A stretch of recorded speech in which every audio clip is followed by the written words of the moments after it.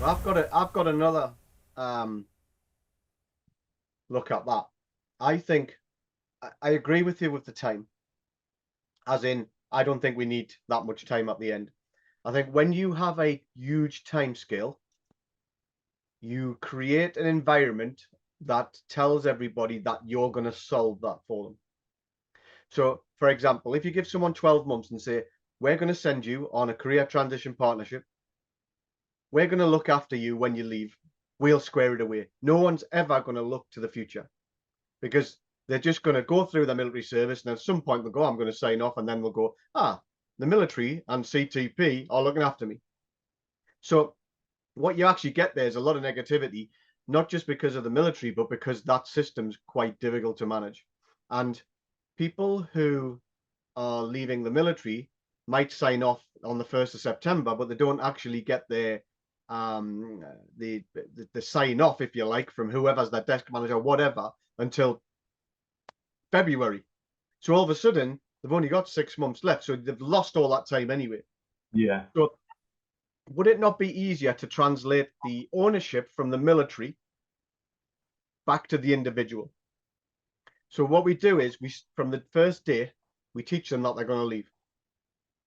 So we give them their education, we give them all these things, and we kind of cement in their mindset that actually a longer service is probably going to do you good. That helps retention.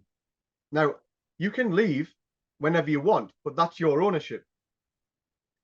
And it wouldn't be ideal to leave in the first for 4, 5, 6 years because you haven't gained that experience yet. You haven't got your qualifications that you're talking about. All that kind of good stuff. But when the ownership lies at the individual, there'll be way less chance that they're all signing off. Because in the back of the mind, they're thinking, no, I've got to mature here. I've actually got to get this right. I've got to start looking first. I've got to understand it, who I am, all these kind of things. And when you give them education, when you give them these qualifications, when you mature them, when you help them in their career, that's the value you're after. Yeah. And so I think what you would end up getting would be people who wanted to leave after 4 years would probably last till 6, 8 years. Then you would get people who would go on to 12, and then you would go on to people who would go past that 14, 15, 16-year point and then can't leave because there's an incentive of a pension. All these kind of things. So I really believe, and I get all of these different things away that can come back in quicker. I think that's it's a necessity. You can get back in, but again, it's clunky. I've looked at that myself and I kind of thought, I don't even know where I'm supposed to start with it, which means a lot of people who think the same will not bother. Yeah. So we do need, do you know what? I signed off a year ago, but you can come back in within 2 weeks. You know, that'd be really quick. That's bang. It doesn't give the person chance to change their dynamic. It's the same as taking an 18-year-old into basic training. If you spend a year getting them through the process, that the life changes. Yeah. If they sign up on a Thursday, and by the way, by the next Sunday, you're in Basenborn doing phase 1, then all of a sudden you're getting all these people coming through. They haven't got a chance to leave. They haven't got a chance to change their mind, and you have this increase of people. But then you start to filter through that they are valued. Listen, we know you're going to leave. We don't know whether it's going to be 4, 8, 12, 16, 20, 35 years yet. No one knows that.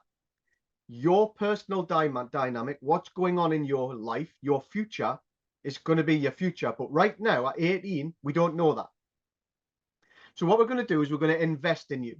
We're going to make you feel valued. We're going to allow you higher education. We're going to give you this. We're going to give you that.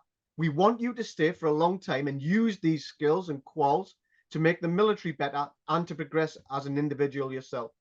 Yeah. When the day comes to leave, that's your ownership. So from this day forward, you need to be looking at what that is. And what you'll do is you'll change the mindset of everybody in the military. And very, very quickly, people will stay longer because actually the problem's theirs. Whereas at the minute, it's not theirs. And it gives them something to blame. Now, the biggest problem for retention is veterans. Shitpost. Because social media. Now, in the past, veterans, I don't like to call it that, I keep doing that, but ex-forces, I keep saying, in the past, apart from word of mouth, nobody could really say, oh, I've had a shit time in the military, or I've had a really bad time. The military is really bad. Now, one person has a bad time and the whole world knows because of social media. But the people who are doing that have left. So some of the things you're saying make really good sense, because when you create a positive vibe and they all leave thinking it was amazing, then the negativity doesn't exist. And the Yeah. transition becomes a positive transition, knowing that you're in control of it yourself. It's relatively short, but you know you're going to be a success and everybody's going to just let you leave. Whereas at the minute, there's so many gaps and there's so many problems that ultimately the person is stagnating. The only When you thing stagnate and leave, you will find it negative. yeah.